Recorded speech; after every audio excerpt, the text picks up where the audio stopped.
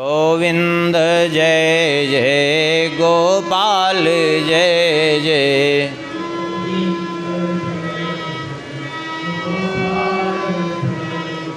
श्री राधारमण हरि गोविंद जय जय। आप लोग बैठ जाइए पीछे। श्री राम जय जय रघुवीर जय जय।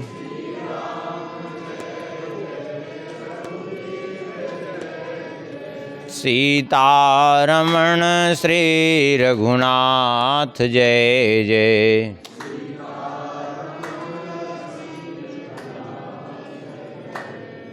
श्री राम जय जय रघुवीर जय जय।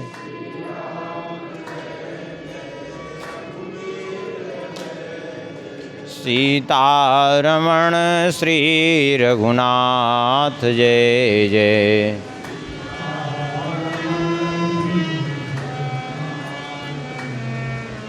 गोविंद जय जय गोपाल जय जय।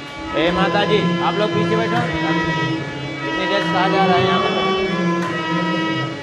सीतारमण श्री रघुनाथ जय जय।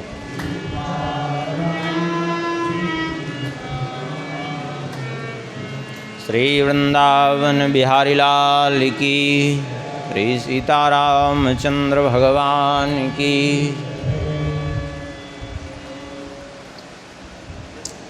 श्री परीक्षित जी ने पुनः प्रश्न किया।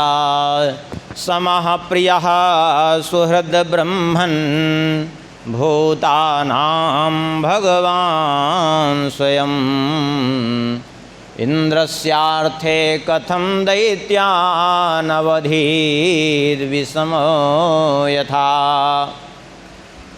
परीक्षित जी ने कहा, भगवान एक बात बताइए, भगवान स्वभाव से ही समदर्शी हैं। समः प्रियः सुहृद ब्रह्मन्, सबके लिए समदर्शी हैं, सबको प्रिय हैं और सबके हितैषी हैं, भगवान हैं वे।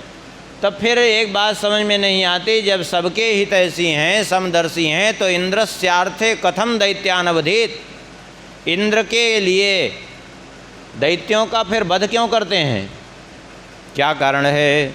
और यदि वध करते हैं दैत्यों का देवराज इंद्र का पक्ष लेकर के, तो फिर समदर्शिता कैसी हुई? फिर ये तो बात समझ में नहीं आ रही। यदि समदर्शी हैं तो फिर देवराज इंद्र और दैत्य दोनों ही उनके लिए समान हुए। ये मेरे मन में संशय है, कृपा करके बताइए। श्री सुखदेव जी कहते हैं, बहुत सुंदर बात पूछी है आपने। साधु पृष्ठम महाराज हरे चरितम अद्भुतम यद्भागवत माहात्म्यम भगवत भक्तिवर्धनम। आपने बहुत सुंदर प्रश्न किया है, क्योंकि ऐसे चरित्रों से ही, ऐसे प्रश्नों से भागवतों के रहस्य प्रकट हुआ करते हैं। अब लोग हिलाते चले जा रहे हैं, इसको थोड़ा घुमा दीजिए।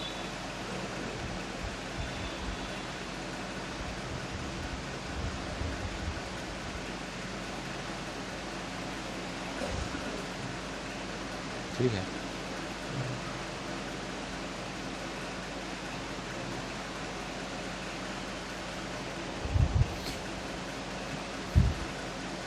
सत्य तो यही है कि भगवान सबके लिए समदर्शी ही हैं, उनमें विषमता है ही नहीं। अब रही बात जो विषमता दिख रही है, ये विषमता नहीं है उनकी, बल्कि मनुष्य अपने स्वभावानुसार जैसा कर्म करता है। एक तरफ भगवान समदर्शी भी हैं और दूसरे तरफ भगवान कर्मफल प्रदाता भी हैं। किसी ने अच्छा कर्म किया तो उसके अच्छे कर्म का फल अच्छा मिलेगा, किसी ने बुरा कर्म किया तो बुरे कर्म का फल बुरा मिलेगा।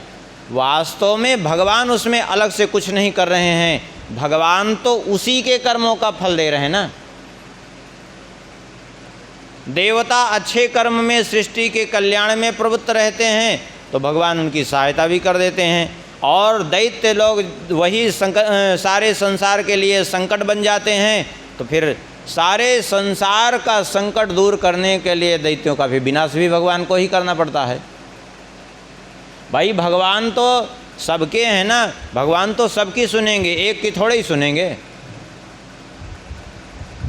अब वो एक कोई भगवान को दोष दे कि हम तो जो है हमने तो भगवान से प्रार्थना की, अब भगवान ने हमारी नहीं सुनी। अरे कैसे नहीं सुनी? ऐसा न होता ही नहीं है, कोई प्रार्थना करे भगवान ना सुने, भगवान सबकी सुनते हैं। अब एक व्यक्ति की प्रार्थना से बहुतों की यदि हानि हो रही है तो कैसे सुनेंगे? जैसे अब एक उदाहरण लीजिए, आप प्रार्थना कर रहे हैं कि जो है हे भगवान हमारा काम ऐसा हो जाए।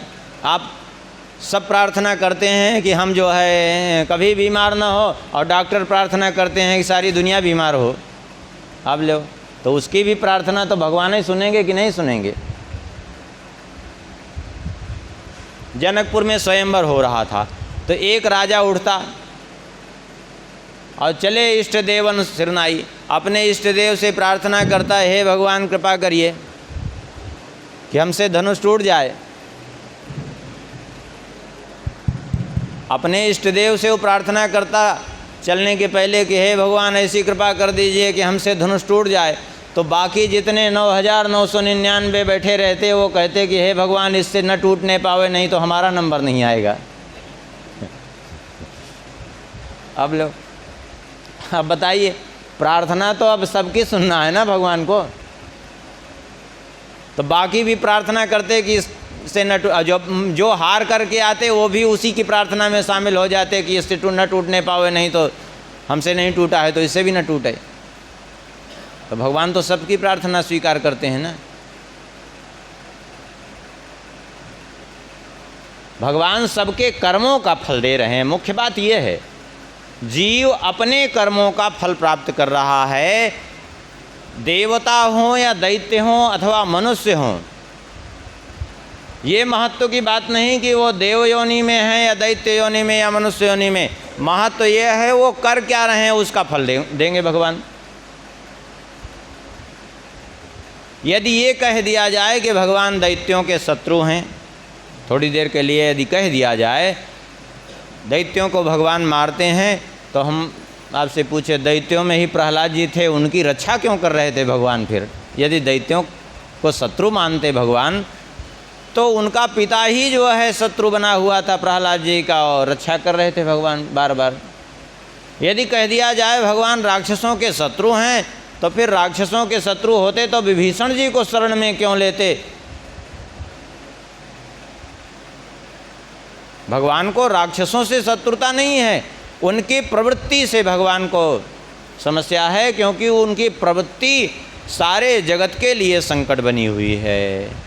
ये बात है, क्योंकि भगवान सारे जगत के रक्षक हैं, तो सारे जगत की रक्षा करने के लिए अभी शरीर ही है। मान लिया शरीर का एक अंग कोई खराब होने लगे, मान लिया एक अंगुली ये सड़ने लगे, और डॉक्टर कहे कि भाई देखो ये अंगुली धीरे धीरे सड़ती हुई बढ़ेगी, फिर पूरा हाथ कटाना पड़ेगा, फिर पूरा शरीर जो है, तो क्या करेंगे आप? पूरे शरीर की रक्षा करने के लिए उस अंगुली को कटा देंगे कि नहीं कटाएंगे? यद्यपि वो अंगुली भी आप ही की है, उस अंगुली से भी आपको उतना ही प्रेम है जितना दूसरी अंगुली से, उस अंगुली से भी आपको उतना ही प्रेम है जितना सारे शरीर से प्रेम था। आपके प्रेम में कोई कमी नहीं थी उसके प्रति, लेकिन बाकी सारे शरीर की रक्षा करने के लिए अब आपके सामने वो व्यवस्था है कि उसको आपको काट के निकालना ही पड़ेगा। बस यही बात है, भगवान भी यही करते हैं। सारे जगत की रक्षा करने के लिए जो जगत के घातक बन गए हैं उनका विनाश आवश्यक हो जाता है भगवान के लिए। कहते हैं जैसे आपको संदेह हुआ है, ऐसे ही एक बार युधिष्ठिर जी को भी संदेह हुआ था। जब भगवान ने शिशुपाल का वध किया तो उसकी दिव्य ज्योति भगवान में विलीन हो गई। ये देख करके युधिष्ठिर जी ने नारद जी से प्रश्न किया, भगवान ये बात हमको समझ में नहीं आ रही है। एक तरफ हम इस शिशुपाल को अच्छी प्रकार से जानते हैं कि ये बचपन से जब तोतली भाषा में बोलता था तब से ये भगवान को गालियां देता था। हाँ, और इतना ही नहीं, गालियां देते देते जब इसका मुख सूख जाता तो पानी पीता, फिर गाली देता। लेकिन फिर भी इसको कुछ नहीं हुआ, इसकी जिह्वा तक नहीं गल के गिरी। और आज ये दशा हुई कि ये भगवान में विलीन हो गया, मोक्ष हो गया इसका। दूसरी तरफ बेन था, बेन ने निंदा की तो वो नरकगामी हो गया। तो ये कैसी विचित्रता है, एक तरफ जो है गाली देने वाला शिशुपाल है, उसको मोक्ष मिल रहा है, दूसरी तरफ बेन, इसको नरक मिल रहा है। क्यों? तब श्री नारद जी ने समझाया। नारद जी ने कहा, देखो बेन और शिशुपाल का कोई जोड़ नहीं है। क्यों? इसलिए कि शिशुपाल भले ही भगवान से द्वेष रखता था, लेकिन नास्तिक नहीं था। वो मानता तो था कि भगवान हैं, लोक परलोक सबको मानता था, लेकिन बेन नास्तिक था। उसने तो कह दिया भगवान नाम की चीज़ ही कोई नहीं होती। न यष्टव्यम न दातव्यम न होतव्यम द्विजा क्वचित इति निवारयत धर्म भेरी घोषेण सर्वसा। उसने सब बंद करा दिया और कह दिया भगवान होते ही नहीं, लेकिन लोक परलोक कुछ होता ही नहीं। लेकिन इसने ऐसा कुछ भी नहीं किया, ये तो केवल भगवान से द्वेष करता था, ये इसकी विरोधी भक्ति थी एक तरह से। लेकिन वो जो है द्वेष नहीं, वो नास्तिक था। तो दोनों में बहुत अंतर है। नास्तिक किसको कहते हैं? नास्तिक की सीधी सीधी परिभाषा तो लोग ये कहते हैं कि भगवान को जो नहीं मानता वो नास्तिक है। लेकिन ये परिभाषा आधी अधूरी ही है, पूरी परिभाषा नहीं है। क्योंकि भगवान को मानने के लिए प्रत्येक व्यक्ति को विवश हो जाना पड़ता है एक न एक दिन। चाहे जितना अपने को कोई ये मानता हो कि हम भगवान को नहीं मानते, किसी न किसी दिन ऐसी स्थिति उसके सामने उत्पन्न होती है कि वो विवश होकर मानता है कि भगवान हैं। पूरे अंश में भले न माने, कुछ अंश में ही माने, लेकिन मानना उसकी विवशता है। कहीं कोई ऐसी घटना हो जाती है तो उसको मानना पड़ता है।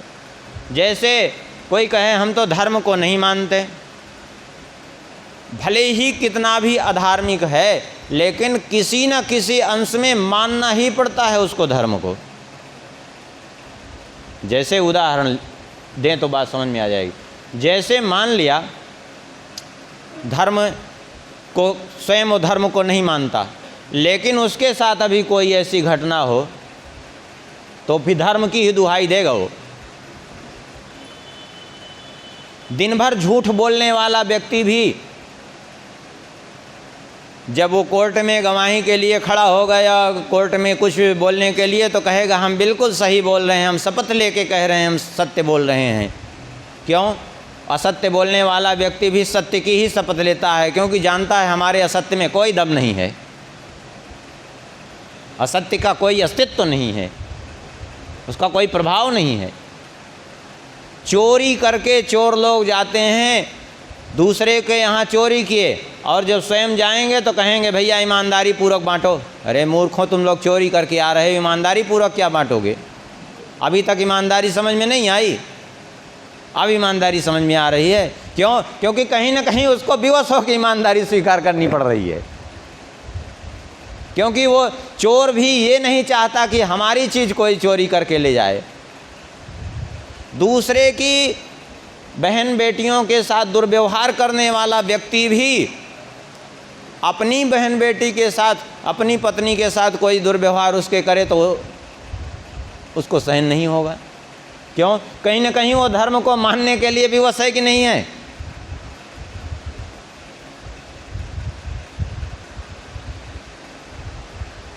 विवश है वो।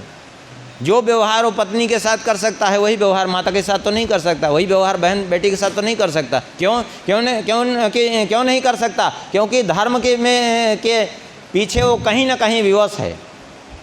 तो किसी न किसी अंश में धर्म को मानना पड़ता है उसको, विवश होके।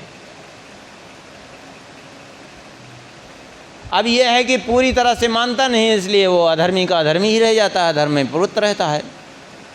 ऐसे ही भगवान को भी किसी न किसी अंश में मानना ही पड़ता है। तो भगवान को माने ये तो ठीक ही है आस्तिक, लेकिन श्री महर्षि पाणिनि जी का एक सूत्र है, अस्ति नास्ति दिष्टम मति ही।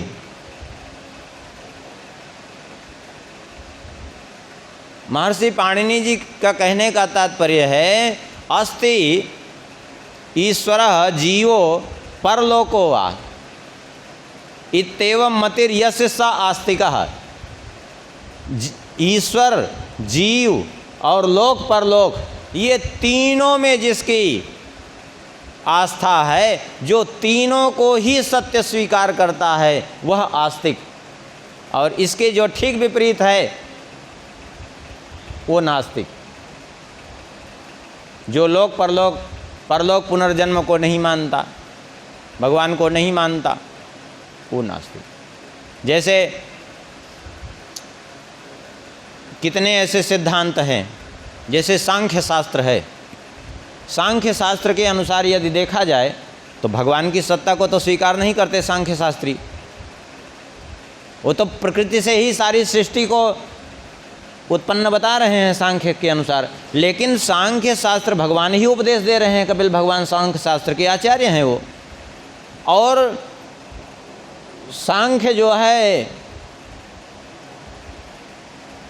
नास्तिक दर्शन नहीं है हमारे उसमें, क्योंकि नास्तिक दर्शन का उपदेश तो भगवान ने नहीं किया।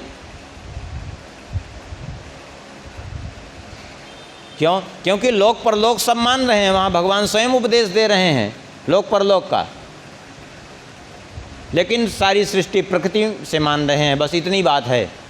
ईश्वर की स्वतंत्र सत्ता को स्वीकार नहीं कर पा रहे हैं, वो प्रकृति से मान रहे हैं, लेकिन फिर भी नास्तिक नहीं है, आस्तिक सिद्धांत है वो। जो नास्तिक उसी को कहते हैं जो परलोक पुनर्जन्म को ना माने। जैसे चारवाक सिद्धांत, चारवाक सिद्धांत नास्तिक सिद्धांत क्यों है? क्योंकि चारवाक का सिद्धांत यही है कि यावत जीवे सुखम जीवे दृढ़म कृत्वा घृतम पिबेत। जब तक जियो सुख से जियो, पैसा ना हो तो उधार ले लेके घी पियो। क्यों? बोले भस्मीभूतस्य देहस्य कुतस्य भस्मीभूतस्य देहस्य कुतस्य आगमनम। तो जब देह भस्मीभूत हो जाएगा तो फिर आना थोड़े ही है देने के लिए, इसलिए खाओ पियो मस्त रहो। ये क्या है? यह नास्तिक सिद्धांत है।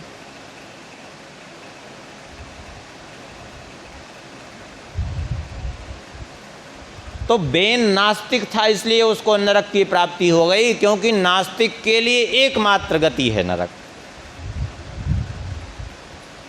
और आस्तिक जो है, आस्तिक ये आस्तिक था, बस ये है कि भगवान को जैसे मानना चाहिए वो नहीं मानता था। ये लोक परलोक मानता था, पुनर्जन्म मानता था, भगवान को भी मानता था, लेकिन विशेष रूप से भगवान में ये से द्वेष करता था, श्री कृष्ण स्वरूप से। बस इसलिए जो है भगवान को गालियाँ देता था। और वो भी द्वेष का, पूर्व जन्म का तो संस्कार था ही द्वेष का, और इस जन्म में भी बचपन से ही उसको मालूम था कि वध हमारा श्री कृष्ण के हाथ से ही होगा, तो स्वाभाविक शत्रु मानता था। क्योंकि जब जन्म हुआ था तो चार भुजा इसकी थी, चतुर्भुज स्वरूप में जन्म हुआ था। तो आकाशवाणी हुई थी कि जिसकी गोद में इस बालक को ले जाने पर दो भुजा अपने आप गिर जाएगी, वही इसका अंत करने वाला होगा, वध करेगा। तो भगवान जब गए तो भगवान की गोद सबकी गोद में देती थी इनकी माता, परीक्षण करने के लिए कि कौन है मेरे पुत्र को मारने वाला। तो भगवान की गोद में जैसे ही दिया वैसे ही इसकी दो भुजा कट के गिर गई, अलग हो गई। तो इसीलिए इसकी माता ने प्रार्थना की कि हमारे पुत्र को क्यों मारना चाहते? बोले हम क्यों मारना चाहेंगे, लेकिन दुष्टता करेगा तो मारना पड़ेगा ही। हाँ, तो कहा नहीं, हमारे पुत्र को क्षमा करिए। तो वचन दे दिया था, ठीक है 100 अपराध हम क्षमा करेंगे। इसलिए 100 अपराध क्षमा किया भगवान ने। यही बात कह रहे हैं। कहते हैं देखो, अब हम आपको इसी बात पर प्रहलाद जी का चरित्र सुनाते हैं।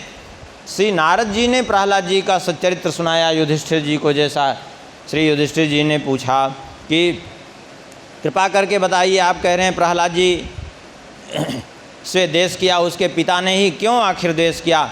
और हिरण्यकशिपु का भगवान ने कैसे संहार किया, कृपा करके ये सब बताइए। तब भगवान श्री नारद जी कहते हैं कि हुआ ये था कि जब हिरण्याक्ष का वध हुआ तो हिरण्याक्ष के वध से हिरण्यकशिपु बड़ा दुखी हुआ। हिरण्याक्ष की पत्नी जो थी रुषा भानु, वो बड़ी दुखी थी, रुदन कर रही थी। और इसके जो पुत्र थे शकुनी, संबर, भूत, धृष्ट, संतापन आदि, वृक, ये सब जो कालनाभ, महानाभ, हरिश्मश्रु, उत्कच आदि ये जो पुत्र थे इसके, ये सब बहुत विलाप कर रहे थे। तो हिरण्यकशिपु ने सबको समझा बुझा करके शांत किया और एक चरित्र भी सुनाया है। कहा कि उसी नर नरेश की एक बार जब मृत्यु हो गई थी तो उसकी पत्नियां रो रही थी, तो यमराज ने आकर के उनको समझाया कि तुम लोग बड़ी मूर्ख हो जो रो रही हो, शरीर तो तुम्हारे सामने पड़ा है, ये पति है तुम्हारा। बोले शरीर तो है, लेकिन अब इसमें आत्मा तो नहीं है। बोले आत्मा तुम्हारा पति था कि शरीर? बोले यदि शरीर तुम्हारा पति था तो शरीर को तुम लिए रहो ना, तुम्हारा शरीर तो सामने ही है। बोले शरीर पति कैसे हो सकता है? फिर आत्मा पति था। बोले आत्मा पति था तो आत्मा तो अजर अमर अविनाशी है, फिर रो किसके लिए रहे हो तुम? इस प्रकार से यमराज ने जब उसको समझाया बालक रूप में, तो उन सब का संदेह और शोक दोनों दूर हो गया। और ये उपाख्यान सुना करके हिरण्यकशिपु ने उनको शांत किया, अंत्येष्टि क्रिया की। दूसरे को तो समझा दिया लेकिन स्वयं नहीं समझा। क्यों? क्योंकि यही स्वभाव होता है, पर उपदेश कुशल बहुतेरे, जे आचरहीं ते नर नघने रे। दूसरे को उपदेश दे देते हैं, स्वयं आचरण में नहीं लाते, और इसीलिए जीवन में प्रभाव नहीं पड़ रहा है। उपदेश का प्रभाव कब पड़े? सबसे पहले तो अधीत बोधाचरणम प्रचार, सबसे पहले तो अध्ययन अच्छी प्रकार से करे, फिर उसका अच्छी प्रकार से बोध हो जाए अध्ययन करते करते, फिर आचरण में आवे, तब उसका उपदेश दे, तब प्रभाव पड़ता है। अब वर्तमान में प्रभाव इसीलिए नहीं पड़ रहा है कि अध्ययन भी ठीक से नहीं होता, इधर उधर से थोड़ा सा सुने, बस किसी तरह कथा कहने लायक हो गए, अब कथा चालू हो गई। अध्ययन भी ठीक से हुआ नहीं, अध्ययन थोड़ा बहुत हुआ और बोध बिल्कुल नहीं हुआ, और आचरण में बिल्कुल है ही नहीं है, केवल प्रचार ही प्रचार है। अब इसलिए प्रभाव नहीं पड़ता उस पर। आचार्य किसको कहते हैं? आचार्य का मतलब ये नहीं कि हम केवल जो है वाणी के द्वारा शिक्षा दें। आचिनोति च शास्त्राणि आचरे स्थापयत्यपि, आचरण के माध्यम से क्रिया करके जब शिक्षा दी जाती है तभी प्रभाव पड़ता है। स्वयं कोई तंबाकू खाता हो, दूसरे को कहे भैया तंबाकू नहीं खाना चाहिए, तो मानेगा वो? कभी नहीं मानेगा। इसलिए स्वयं जीवन में आचरण करके उतारना चाहिए, और स्वयं जो आचरण नहीं करता वो दूसरे को क्या उपदेश देगा? और दूसरे को उपदेश देगा भी तो उसका कोई प्रभाव नहीं पड़ेगा, और स्वयं आचरण में नहीं रहेगा तो कभी कभी स्वयं भी संकट में पड़ेगा। एक जगह एक विद्यालय था, तो गुरुकुल, तो वहाँ विद्यार्थी अध्ययन करते थे, बहुत से विद्यार्थी। तो एक दिन संयोगवशात दोपहर के भोजन के समय भोजन की घंटी लगने वाली थी, और उसके थोड़ा ही सा पहले एक विद्यार्थी को शौच के लिए जाना पड़ा। तो गया शौच के लिए, और स्नान पूरा सिर से करके आया, तिलक उलक सब धुल गया। अब वो बैठा जब पंगत के लिए, तो आचार्य जी जो थे, गुरु जी, उसके डांटे। बोले अरे बिना तिलक लगाए बैठ गए तुम, बहुत डांटे। अब तो उस दिन से विद्यार्थी तो सावधान रहे। एक दिन संयोग से जो है हुआ ये कि वो गुरुजी स्वयं ही बिना तिलक लगाए बैठ गए भोजन करने के लिए पंगत में। तो एक विद्यार्थी ने कहा गुरुजी आज आप तिलक नहीं लगाए हैं। अब डांटे उसको। बोले अपना देखो, हमारा देखते हो, तुम्हें क्या पता कि गुरुजी कौन सी लीला कर रहे हैं, कौन से ख्याल में खेल रहे हैं।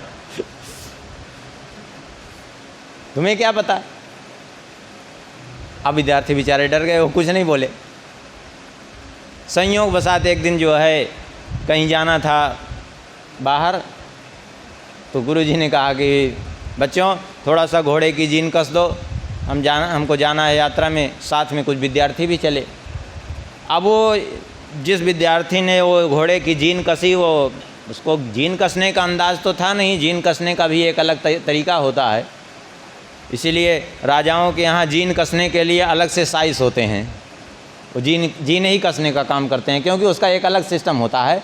वो सब नहीं कर पाते। थोड़ी सी ढीली रह गई तो समस्या, थोड़ी सी टाइट हो गई तो समस्या, दोनों ही स्थितियाँ गड़बड़ होती हैं। तो वो ढीली रह गई जीन। अब रास्ते में वो जो है गुरुजी लटक गए। अब लटकने लगे तो चिल्लाए, अरे बचाओ बचाओ। अब वो विद्यार्थी जो है आगे न बढ़े डर के मारे। तब तक कुछ यात्री आए, राहगीर, अरे बोले वो गिर रहे हैं तुम्हारे गुरुजी, तुम बचा नहीं रहे। अरे बोले बचाने के क्या, अब वो न जाने कौन सी लीला कर रहे हैं, कौन से ख्याल में खेल रहे हैं, हमें क्या पता।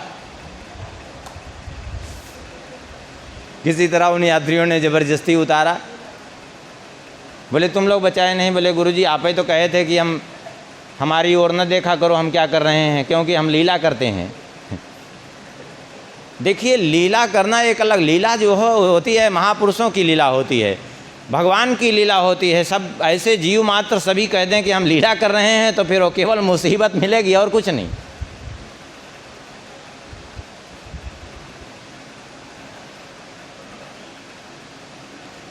इसलिए जो है आचरण में उतारना चाहिए। और जीवन जो है लोक में इस हिसाब से होना चाहिए कि संसार के व्यवहार को देखते हुए, और जहाँ जैसा व्यवहार हो ऐसा लोक व्यवहार वहाँ निभाना पड़ेगा, लेकिन शास्त्र व्यवहार अलग निभाना पड़ेगा।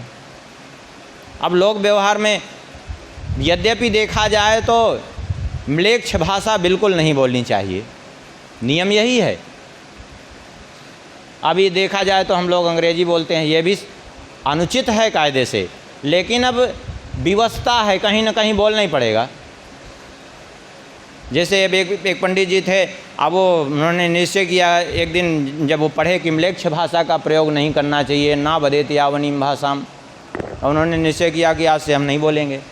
अब वो कहीं जाना था, साइकिल उठाए तो हवा कम थी, तो उन्होंने जा कर के सीधा साइकिल वाली दुकान पे कहा, भो द्विचक्रिका संशोधक, कृपा करके मेरी द्विचक्रिका के अग्र चक्र में थोड़ा सा वायु न्यून प्रतीत हो रही है, अपने पवन ठूसक यंत्र से थोड़ी वायु ठूसने का कष्ट करें। अब उसका दिमाग खराब हो गया वो दुकानदार का सुन करके।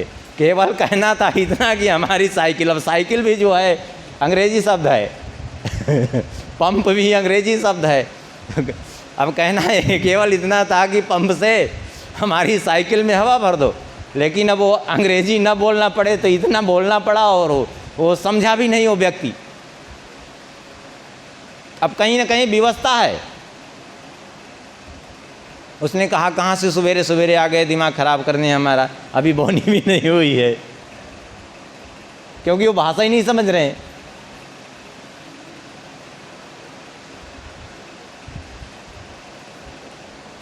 तो इसने सबको उपदेश दिया, स्वयं नहीं समझा, और स्वयं क्या किया, बोले सबको समझा बुझा करके शांत किया और चल दिया मंदराचल की घाटी में तप करने के लिए। और वहाँ जा कर के तप करने लगा। अब एक बात थोड़ा सा और यहाँ कह देते हैं, यहाँ यद्यपि ये चरित्र है नहीं, लेकिन प्रहलाद जी का में भक्ति का संस्कार बीज कैसे पड़ा, अब इसके लिए थोड़ा सा यहाँ कह देते हैं।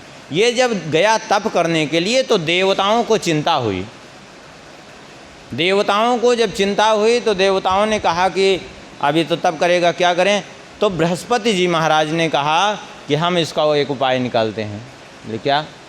बृहस्पति जी ने पक्षी रूप धारण किया, और पक्षी रूप जा कर के धारण करके जहाँ ये गया, जैसे ही तप करने के लिए बैठा ही था कि वैसे ही जा कर के वहीं प्रेम से कीर्तन करना प्रारंभ किया। श्रीमन्नारायण नारायण नारायण, श्रीमन्नारायण नारायण नारायण, इस प्रकार से बड़े मधुर ढंग से कीर्तन करना प्रारंभ किया। अब इसको तो लगा देखो हमारे शत्रु का नाम पहले ही ले रहा है। पत्थर उठा के दौड़ाया, उड़ जाते, फिर आके कीर्तन करते वहीं। दिन भर परेशान हुआ ये हिरण्यकशिपु, और दिन भर परेशान होके आखिर में चला आया ये घर, वापस आ गया। इसकी पत्नी कयाधु ने पूछा कि जो है कह के गए थे 100 वर्ष तक तपस्या करने की, जब तक तपस्या नहीं पूरी होगी क्या हुआ? तो इसने कहा सारी बात कि हमारे शत्रु का कीर्तन कर रहा था। बोले कैसे शत्रु का कीर्तन, पक्षी का कैसे कर सकता है? बोले नहीं वो कर रहा था। बोले कैसे कर रहा था? बोले करके दिखाइए तब। तो भक्ता थी तो जो है उसी तरह कर करके दिखाता। बोले नहीं और करके दिखाइए, और करके दिखाइए, करके जो है इसको इसी बात में उलझाए रख करके कीर्तन कराती रही आधी रात तक कयाधु। और ये कयाधु के प्रेम बस श्रीमन नारायण नारायण का कीर्तन करता रहा। और कयाधु जी ने देखा कि ये अच्छा अवसर है, इस समय भगवान नारायण में भले ही जो है ये शत्रु मानता है उनको, लेकिन इस समय इसकी मति तन्मय हो गई है। बस उसी समय उसकी जब मति तन्मय थी तो कयाधु जी ने प्रार्थना की कि आप जा ही रहे हैं तो कम से कम मुझे एक संतान दे दीजिए। तो उसी समय उसका ने गर्भाधान किया।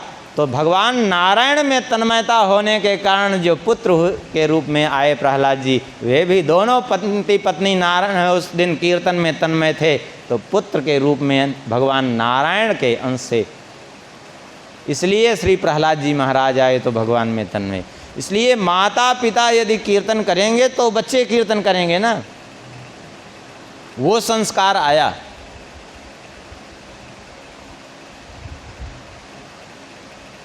फिर बाद में गया तपस्या करने के लिए, प्रहलाद जी गर्भ में रहे और फिर प्रभाव भी उसका ऐसा रहा कि देखिए भगवान के परम भक्त हो गए। तो एक तो वो उसी समय संस्कार पड़ा, गर्भाधान के समय पहले संस्कार फिर गर्भाधान हुआ।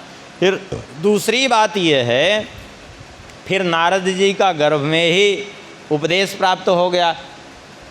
एक साथ सब स्थितियां प्राप्त हो जाने से ये प्रभाव पड़ गया।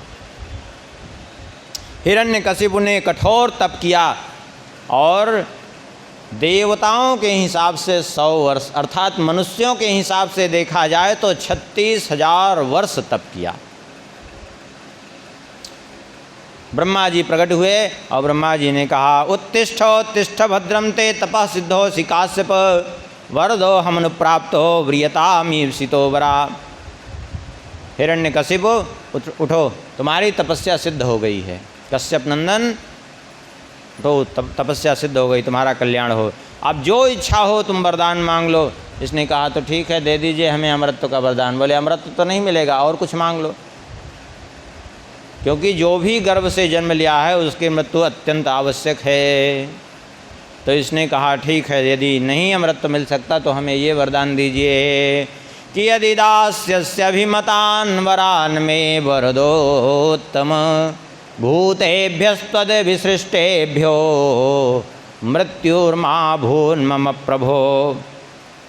यदि देना ही चाहते हैं तो यही दीजिए कि आपके द्वारा रचे हुए किसी भी प्राणी से, भूतेभ्यस्त्वद्विशिष्टेभ्यो मृत्युर्मा भून्मम प्रभो, आपके द्वारा रचे हुए अर्थात आपके द्वारा उत्पन्न किसी भी प्राणी से मेरी मृत्यु न हो। नान्तर बहिर्दिवा नक्तम मन्यस्मादपि चायुधै, ना तो मेरी मृत्यु अंदर अर्थात घर के भीतर हो, ना बाहर हो, न दिन में मेरी मृत्यु हो, ना तो रात में मेरी मृत्यु हो, ना तो मेरी किसी अस्त्र से शस्त्र से मृत्यु हो, न भूमौ नाम्बरे मृत्युर्न नरैर्नाम मृगैरपि, ना तो मेरी मृत्यु पृथ्वी पर हो, ना तो आकाश में हो, ना तो किसी मनुष्य से हो, ना किसी पशु से हो। इस प्रकार से वरदान मांग लिया। ब्रह्मा जी ने कहा और इतना ही नहीं, कोई युद्ध में मेरा सामना न कर सके, समस्त लोकों का एक छत्र सम्राट हो जाऊं। जैसे देवता आपकी आज्ञा के मानने के लिए विवश हैं, ऐसे विवश हो जाएं देवता हमारी आज्ञा मानने के लिए। ब्रह्मा जी ने कहा कि वरदान तो तुमने बहुत कठिन मांगा, लेकिन चलो कोई बात नहीं, तपस्या भी कठिन की है, तथास्तु कह करके ब्रह्मा जी तो चले गए। बड़ा प्रसन्न हुआ, वाह ब्रह्मा जी अमृत तो नहीं देना चाहते थे, देखो अपनी बुद्धि बल से हमने मांग लिया अमृत को। हाँ, ऐसे ही होता है। कुछ लोग समझते हैं कि हमारे जैसे बुद्धिमान कोई है ही नहीं, और कभी कभी जो ज़्यादा बुद्धिमान रहते हैं वैसी मूर्खता भी दिखाते हैं कि क्या कहना है। आखिर में इसने सबको अपने अधीन कर लिया।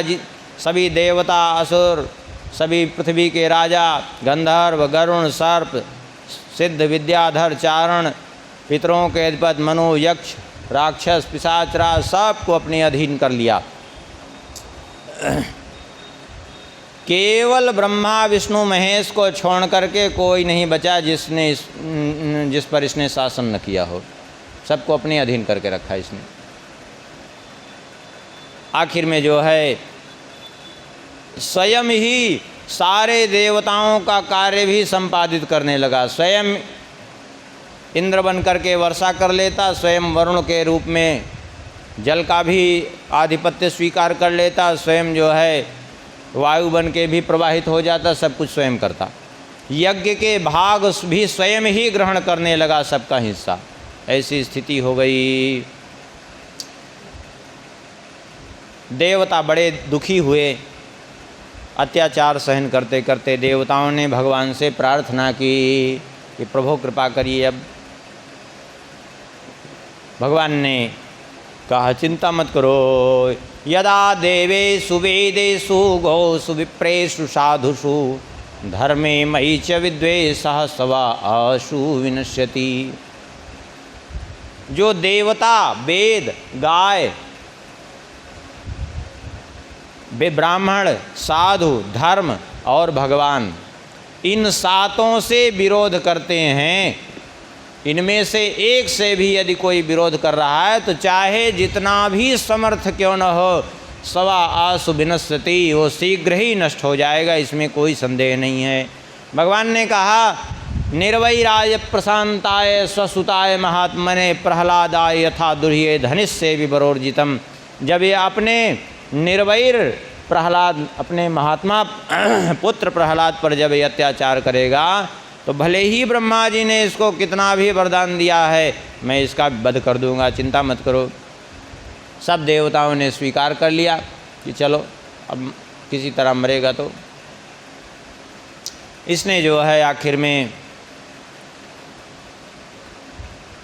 अत्याचार तो इसका होता ही रहा, लेकिन आजकल के जैसा अत्याचार फिर भी नहीं था उस समय। सत्य तो यही है। आजकल तो थोड़ा सा भी लोगों को कुछ प्राप्त हो जाए तो जीवन लघु संबत पंचदशा कल्पांत नाश गुमानुषा। ऐसे राक्षस भी पहले नहीं थे। हाँ, पहले राक्षस भी नहीं थे, वो भी अपने राक्षस धर्म के सीमा में रह करके ही सारा कार्य करते थे। मनुष्य आज अपने धर्म की सीमा को भूल गया। वे राक्षस स्वभाव के थे, दैत्य थे, तो अपने दैत्य स्वभाव बस जो है तामसी गुण से युक्त थे तो उतना करते थे, लेकिन अपनी सीमा से वे बाहर। वे भी तपस्या करते थे, वे भी भगवान को नहीं मानते थे, ब्रह्मा जी को, शंकर जी को, किसी को तो मानते ही थे। वे भी नास्तिक नहीं थे। वे भी आजकल के मनुष्य से तो पशु अच्छे हैं। इनके पुत्र थे प्रहलाद जी। 4 पुत्र थे, 4 में सबसे छोटे पुत्र थे प्रहलाद जी। प्रहलाद जी का स्वभाव कैसा? बोले ब्रह्मण्यः शील संपन्नः सत्यसंधो जितेन्द्रियः आत्मवत् सर्वभूतानां एकः प्रिय सुहृत्तमः। बड़े ब्राह्मण भक्त थे, शील गुणों से संपन्न थे, सत्यवादी थे, जितेंद्रिय थे, समस्त प्राणी मात्र में अपने आत्मस्वरूप परमात्मा का दर्शन करने वाले थे और सबके प्रिय, सबके सुहृद थे। सबके सामने विनम्र भाव से रहते। जो छोटे थे उन पर कृपा करते, जो अपने से बड़े रहते अवस्था में, गुणों में, उनका आदर करते, जो समान रहते उनसे मित्रवत व्यवहार करते। कभी कभी भगवान के ध्यान में ऐसे डूब जाते कि रुदन करने लगते, कभी नृत्य करने लगते, कभी प्रसन्न होकर के भगवान का कीर्तन करते, कभी ज़ोर ज़ोर से विलाप करने लगते। तो बचपन में उस समय तो ये समझना समझा सबने कि ये स्वाभाविक बाल चेष्टा है इनकी, जैसे बालक कभी रोते हैं कभी हंसते हैं। ये नहीं समझ पाए कि ये सब भगवान के वियोग संयोग के कारण ऐसा हो रहा है, इसलिए किसी ने कल्पना नहीं की। पहले यज्ञोपवीत संस्कार बिल्कुल समय पे होता था। 5 वर्ष की अवस्था में ही यज्ञोपवीत संस्कार हो गया, क्योंकि शास्त्र विधि है ब्राह्मण बालक है यदि ब्रह्म तेज की कामना हो तो 5 वर्ष में यज्ञोपवीत संस्कार हो जाए, नहीं तो 8 वर्ष में हो ही जाए। यदि 8 वर्ष तक नहीं होता तो 16 वर्ष तक हो ही जाए, उसके बाद नहीं तो फिर यज्ञोपवीत होने का मतलब ही नहीं रह जाता, फिर वो सावित्री के द्वारा श्रापित हो जाता है, वो चांडालत्व को प्राप्त होता है। फिर आखिर में जो है 5 वर्ष की अवस्था में ही यज्ञोपवीत संस्कार करा के गुरुकुल में इनको भेजा गया। संड अमर को दोनों शिक्षा दे रहे थे, शुक्राचार्य जी के पुत्र थे संड अमर। अब जो हिरण्यकशिपु की आज्ञा थी वही शिक्षा दे रहे थे। जैसे आजकल जो सरकार की नीति है, जो सरकार पाठ्यक्रम में निश्चित किए रहती है, भाई अध्यापक वही विवश हैं, चाहे वो किसी भी विद्यालय के अध्यापक हों, प्राइमरी के हों, हिंदी विद्यालय के हों, संस्कृत विद्यालय के, सभी, क्योंकि जो पाठ्यक्रम में है वही। अब पाठ्यक्रम के विपरीत यदि कुछ पढ़ावें तो उसको कोई स्वीकार करने वाला नहीं। अभी परीक्षा में आ जाए इतिहास में कि मनुष्य के पूर्वज कौन थे, अब कोई लिखे मनु और कोई लिखे बंदर, तो बंदर वाले को सही उसको पास कर देंगे कि मनुष्य के पूर्वज बंदर थे, मनु को फेल कर देंगे। अब ले, क्योंकि शिक्षा ही ऐसी वो गलत प्रणाली चल गई।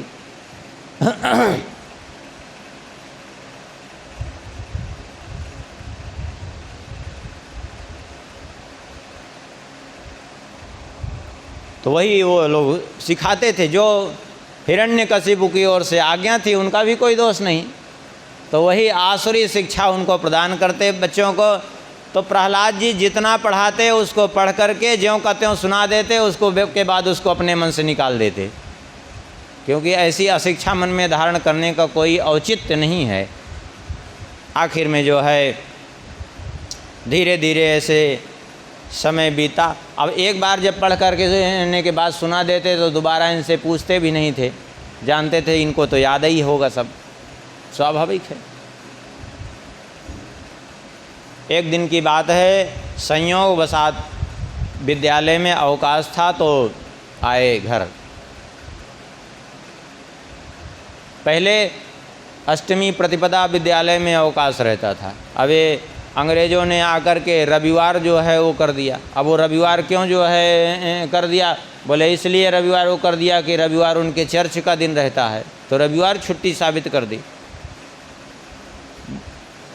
अब कोई यवन आकर के शुक्रवार छुट्टी साबित कर दे, ये तो परंपरा चल रही आजकल। बाकी जो है शास्त्र सिद्धांत के अनुसार अष्टमी प्रतिपदा जो है वो जो विधि थी, अब जैसे प्रतिपदा है तो प्रतिपदा क्यों, प्रतिपद पाठशीलस्तु विद्येव तनुताम गता, प्रतिपदा को पढ़ने से विद्या क्षीण होती है। इस शास्त्र दृष्टि से सब बनाया गया था। तो छुट्टी हुई तो जो है आए घर, स्वाभाविक है। और इनकी माता का यादव ने सजा धजा करके बढ़िया श्रृंगार करके और ले जा करके हिरण्यकशिप की गोद में बैठाया।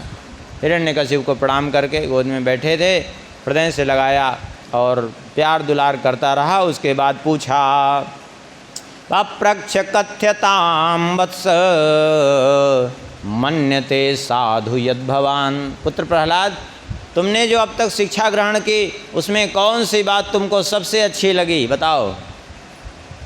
सुन करके प्रहलाद जी ने कहा, तत्साधु मन्ये सुरवर्य देहिनाम सदा समोद्विग्न धियाम सद्ग्रहात् हित्वात्मपातं गृहमन्धकूपं वनं गतो यद हरिमाश्रयेत।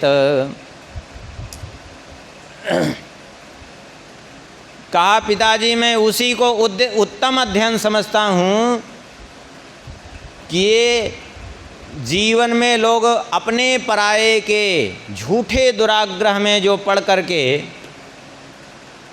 सदा उद्विग्न रहते हैं, ये झूठे दुराग्रह में जो पड़े हैं, मैं तो यही उत्तम समझता हूँ कि ये घर द्वार छोड़ करके जो अधः पतन का मूल कारण है, इसको छोड़ करके जा कर के कहीं वन में भगवान श्री हरि की शरण लेकर के उन्हीं की आराधना में तत्पर रहे, यही मैं सबसे श्रेष्ठ अध्ययन समझता हूँ। इतना सुनकर के ज़ोर से ठठा करके हंसा। बोले देखो बच्चों की बुद्धि ऐसे ही बहकती है भड़काने में किसी के। हाँ, षंडमर्क को बुलाया। बोले देखो लगता है तुम्हारे विद्यालय में कोई विष्णु पक्षपाती ब्राह्मण बालक रहते हैं जो हमारे पुत्र की बुद्धि को विकृत कर रहे हैं। जरा उन बालकों को निकाल करके विद्यालय से बाहर करो।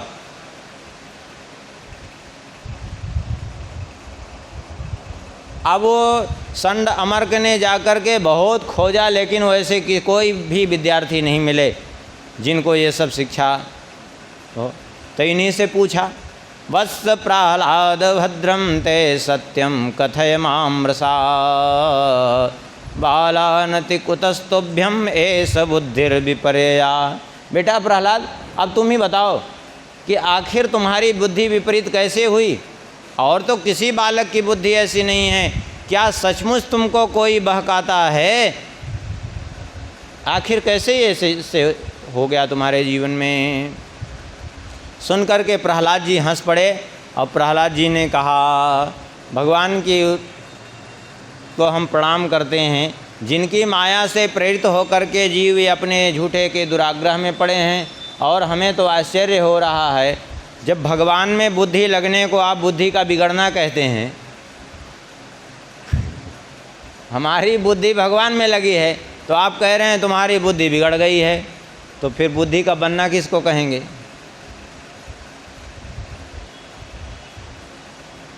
फिर भी आप पूछ रहे हैं तो सुन लीजिए, हमें कोई नहीं भड़काया है।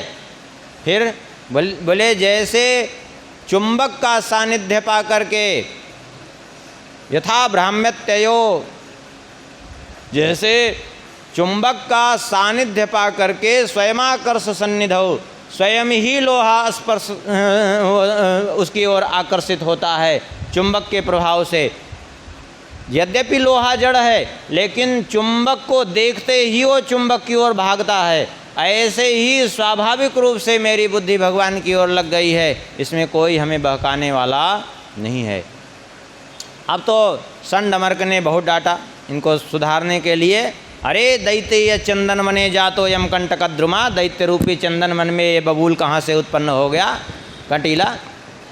अरे जो भगवान विष्णु दैत्य रूपी चंदन मन को, अब दैत्यों को चंदन मन इसलिए कह रहे हैं कि दैत्यों के पक्षपाती हैं, इनको बबूल कह रहे हैं, क्योंकि दैत्य रूपी चंदन मन को काटने के लिए जो भगवान विष्णु कुल्हाड़ी का काम करते हैं, तुम उन्हीं की भेंट बन रहे हो, उन्हीं की सहायता कर रहे हो।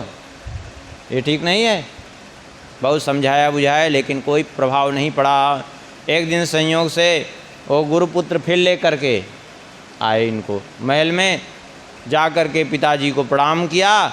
हिरण्यकशिपु ने उठा करके गोद में बैठा लिया, आशीर्वाद दिया, हृदय से लगाया और उसके बाद फिर से पूछा, प्रह्लादानोच्यतां तात स्वधीतं किंचिदुत्तमं काले नैतावतायुष्मन्यदसिच्छद गुरोर्भवान्।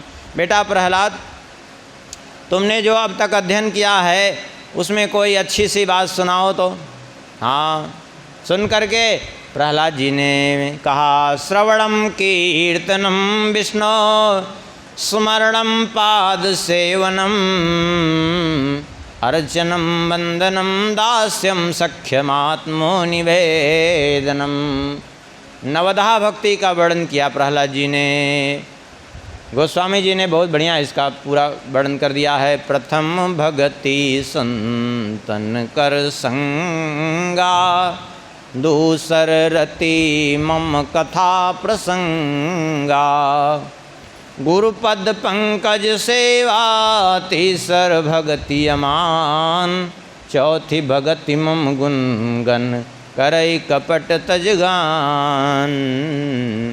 मंत्र जाप मम दृढ़ विश्वासा, पंचम भजन सो वेद प्रकाशा, छठ दम शील विरति बहु कर्मा, निरत निरंतर सजन धर्मा। सातों सम्मोही मैं जग देखा, मोते संत अधिक करी लेखा। आठों जथा लाभ संतोषा, सपने हूँ नहीं देखई पर दोषा। नवम सरल सब सन छलहीना, मम भरोस ही हरस न दीना। ये नौ भक्ति कहते हैं नौ महा एक हो, जिनके होई नारी पुरुष सचराचर कोई। सोअति से प्रिय भामिनी मोरे, सकल प्रकार भगति दृढ़ तोरे। इस प्रकार से नवधा भक्ति का विवेचन किया। नौ में एक भी हो भगवान कहते हैं तो मैं उसके ऊपर अत्यंत प्रसन्न रहता हूँ। नवधा भक्ति का वर्णन सुन करके हिरण्यकशिप क्रोध में आग बबूला हो गया। वो गुरुपुत्र थे, उन्हीं को डांटा। अरे ब्रह्मबंधो किमत्तत्ते विपक्षम श्रयता सता, असारं ग्राहितो बालो माम नाधृत्य दुर्मते। अरे ब्रह्मबंधो, अरे नीच ब्राह्मणों, अधम ब्राह्मणों, तुम लोगों ने विपक्ष का आश्रय ले रखा है।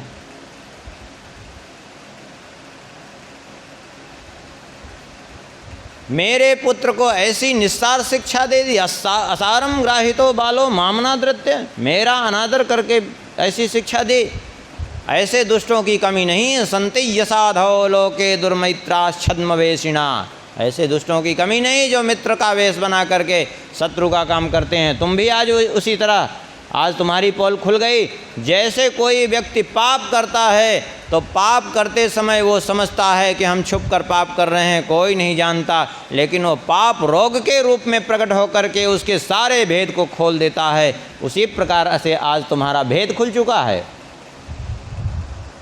सुन करके उन गुरुपुत्रों ने कहा, ये आप व्यर्थ में हम पर दोषारोपण कर रहे हैं। क्यों? बोले न मत प्रणीतम न पर प्रणीतम, सुतो वदत्ते सतवे इंद्र सत्रो, नैसर्गिकीयं मतिरस्य राजन, नियक्ष्यमन्युम कददास्म मानः।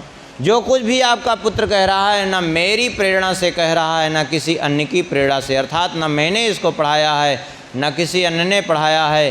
फिर बोले नैसर्गिकीयम मतिरस्य राजन, ये इसकी जन्मजात बुद्धि है, कोई नहीं पढ़ा सकता इसको। हम सब पढ़ा पढ़ा के थक गए हैं, ये स्वयं पढ़ा पढ़ाया पैदा हुआ है, इसको कोई नहीं पढ़ा सकता।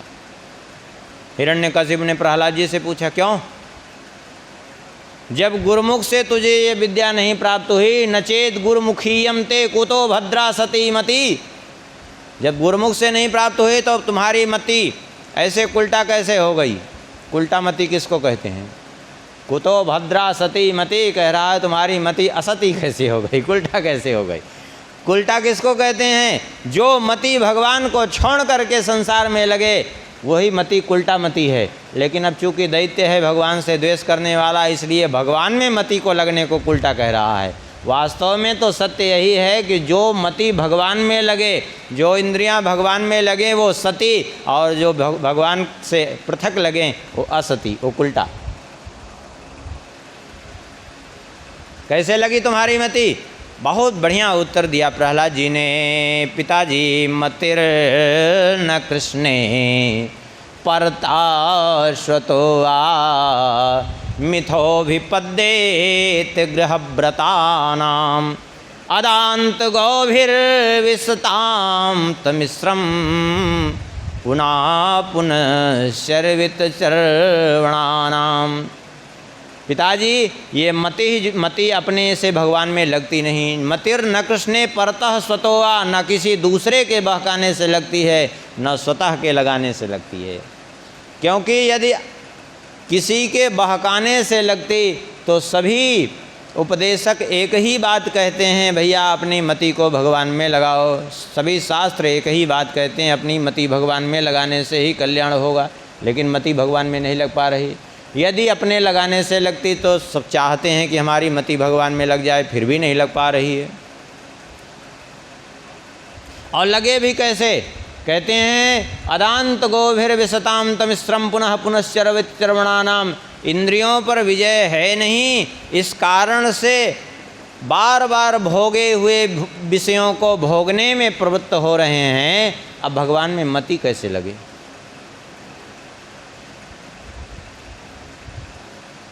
क्योंकि वे इंद्रियों के विषयों में इतने ज़्यादा आसक्त हो गए हैं कि इस बात को वे समझ ही नहीं पाते कि वास्तव में हमारा सच्चा स्वार्थ क्या है। वास्तव में एकमात्र भगवान ही हमारे सच्चे हितैषी हैं, वो समझ ही नहीं पा रहा है। तब फिर प्रश्न खड़ा हुआ कि जब अपने से लगेगी नहीं भगवान में मति और किसी दूसरे के बहकाने से लगेगी नहीं, तो फिर प्रयास व्यर्थ है। बोले नहीं, प्रयास व्यर्थ नहीं है। तब फिर कैसे लगेगी? बोले एक उपाय है लगने का। नैसा मतिस्ता वदुरुक्रमांघ्रिम स्पृशत्यनर्थापगमो यदर्था महीयसां पादरजोभिषेकं निष्किंचनानां न वृणीत यावत्। कहते हैं जब तक निष्किंचन महत्पुरुषों की चरण रज में स्नान नहीं कर लेंगे तब तक ये मति भगवान में लगने वाली नहीं है। और जब तक मति भगवान में नहीं लगी तब तक ये जन्म मृत्यु परंपरा का नाश होना संभव ही नहीं है, पक्की बात है।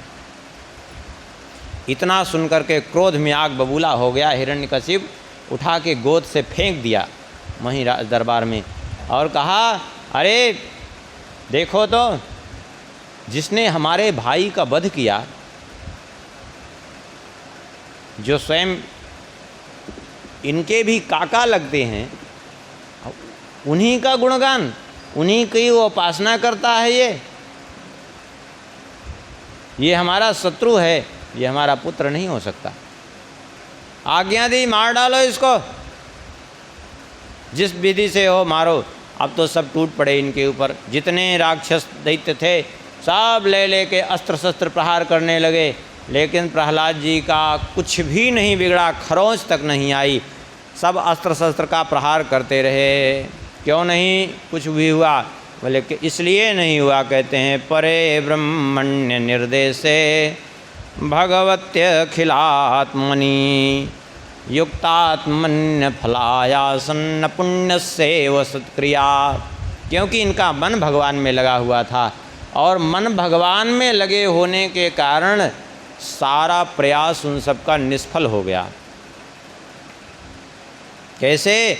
बोले जैसे अपुण्यस्यैव सत्क्रिया, जैसे पूर्व का पुण्य यदि नहीं है तो इस जन्म में किए हुए बड़े बड़े उद्योग धंधे सब व्यर्थ हो जाते हैं। हाँ, क्योंकि इस जन्म में हमें जो भी धन संपत्ति सुख मिल रहा है वो कहाँ से आ रहा है? पूर्व जन्म में जो हमने किया है वही मिलेगा। अब पूर्व जन्म में किया नहीं तो इस जन्म में खूब हम बड़े बड़े धंधे भी करें और चाहें कि हमें सफलता मिल जाए तो नहीं मिलने वाली है, क्योंकि वो पूर्व से सब निर्धारित है। ऐसे ही सबका प्रयास निष्फल हो गया। हिरण्यकशिपु ने आज्ञा दी कि जिस प्रकार से मृत्यु हो वह उपाय करो। तो कितने उपाय किए, यहाँ पूरा 1.5 श्लोक में ही वर्णन कर दिया। दिग्गजय दंदसूकैश्या विचारावपातनैः मायाभिसन्निरोधैश्चागर्दानैर्भोजनैः हिमवाव्यग्निसलिलैः पर्वताक्रमणैरपि न साक यदा हन्तुमपापमसुरः सुतम्। दिग्गजैः, इस पृथ्वी पर 4 दिग्गज हैं जो दिशाओं को धारण करते हैं। ये गज माने हाथी होता है। ये दिग्गज उन दिशाओं के हाथी को दिग्गज कहते हैं। ये ऐरावत जाति के हाथी हैं जो 10,000 महामदमत्त हाथियों के बराबर अकेला बल जिनमें होता है। ऋषभ, वामन, पुष्कर और अपराजित, ये 4 दिग्गज हैं इस पृथ्वी पर। तो ये दिग्गजों के पैरों तले डलवाया, लेकिन कुछ भी नहीं बिगड़ा। और दंत